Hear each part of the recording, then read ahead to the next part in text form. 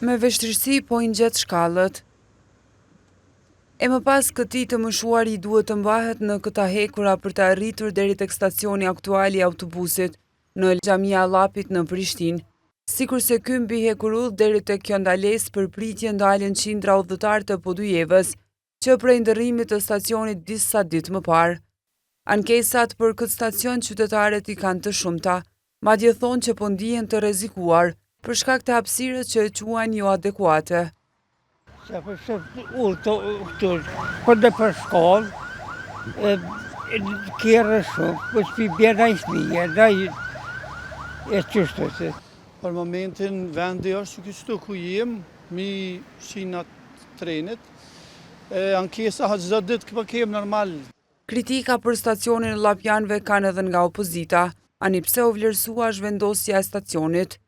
Është mirë që kanë zhvendosur për Xhamisë Llapa për shkak se asa të shkon në vend adekuat.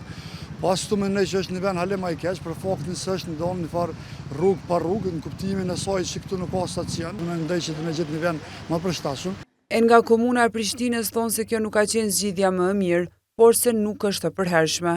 Kemi caktuar një vend aleme, që një stacion për linjën Podujevë-Prishtinë, e cila pastaj kalon nga rruga Zagrepit, Tiranës dhe përfundon në stacion të autobuseve.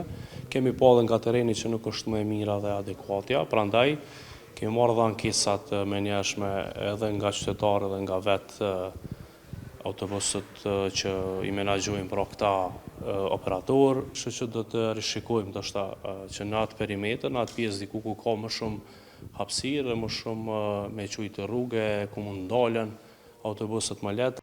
Pas 7 ditëve, transportuesit nga Podujeva i kanë dhënë fund grevës, pasi kanë arritur marrëveshje me komunën e Prishtinës.